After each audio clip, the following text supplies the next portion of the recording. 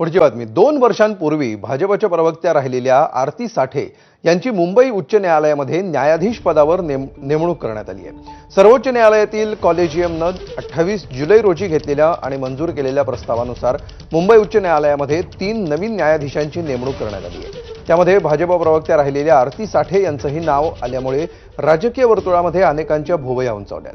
दरम्यान आरती साठे यांनी 6 जानेवारी 2024 रोजी भाजप प्रवक्तेपदाचा राजीनामा दिला होता, असं उत्तर भाजपने दिलंय।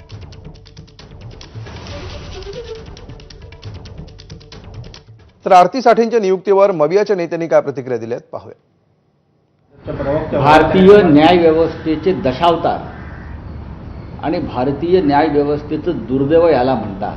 भारतीय जनता पक्षाच्या काळामध्ये त्या पक्षाचे जे प्रवक्ते राहिलेले आहेत, ज्याने भाजपा विरोधकांवर अत्यंत कठोर शब्दात टीका केलेली आहे आणि मोदी शहांच्या भूमिका, चुकीच्या भूमिकांना समर्थन दिलं आहे, अशी व्यक्ती ती कोणी असेल, तिला मुंबई उच्च न्यायालयाच्या न्यायमूर्तीपदी नेमणं हे मुंबई उच्च न्यायालयाच्या महान परंपरेला कलंकित करणारं आहे।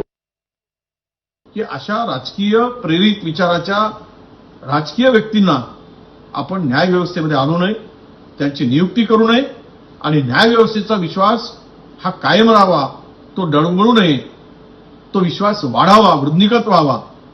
आरती साठेंची नियुक्ती जर जज म्हणून झाली तर उद्या जाऊन जे आपलं न्याय व्यवस्था आहे, ज्याला आपण एक स्तंभ समजतो आपल्या लोकशाहीचा, त्याच्यामध्ये अशा पद्धतीने नियुक्त्या झाल्या तर उद्या लोक शंका घेऊ शकतात आणि आज या नियुक्तीवर लोक शंका घेत असतील तर मला असं वाटतं आणि आम्हा सगळ्यांना असं वाटतं की या बाबतीत सरकारने आणि आपले CJI जे आहेत त्यांनी त्या बाबतीत योग्य असा निर्णय घेऊन हे नाव वगळावं अशी विनंती आम्ही सर्वजण तिथे करत आहोत। दरम्यान आरती साठेंनी भाजपचं प्राथमिक सदस्यत्व 2 वर्षांपूर्वी सोडलं। गेल्या 2 वर्षांपासून त्यांचा भाजपसोबत कोणताही संबंध नाही, अशी प्रतिक्रिया भाजपचे मुख्य प्रवक्ते केशव उपाध्याय यांनी दिली आहे। बहरुल इस्लाम हे नाव रोहित पवारांना कदाचित माहिती नसेल किंवा माहिती असलं तरी त्यांना ते घ्यायचं सोयीचं नसेल। ज्या काँग्रेस आणि शरद पवार गटाचं मूळ काँग्रेस पक्ष आहे, त्या इंदिरा गांधींनी थेट राज्यसभेतून काँग्रेसचे खासदार असताना त्यांना न्यायमूर्ती म्हणून नियुक्त केलं होतं। तेव्हा कुठं गेला होता राधा सुता धर्म, असा प्रश्न मला काँग्रेस आणि शरद पवार गटाला विचारायचा आहे। तर न्यायमूर्ती आरती साठेंची पार्श्वभूमी काय आहे पाहूया। मुंबई हायकोर्टाच्या नवनियुक्त न्यायाधीश, सुप्रीम कोर्टाच्या कॉलेजियमकडून मुंबई हायकोर्टामध्ये त्यांची नियुक्ती करण्यात आली आहे।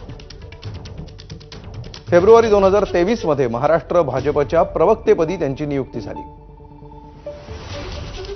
जानेवारी 2024 मध्ये वैयक्तिक कारणावरून त्यांनी प्रवक्तेपदाचा राजीनामा दिला। 6 जानेवारी 2024 रोजी भाजप प्राथमिक सदस्यता आणि कायदेशीर कक्षाच्या प्रमुख पदाचाही त्यांनी राजीनामा दिला।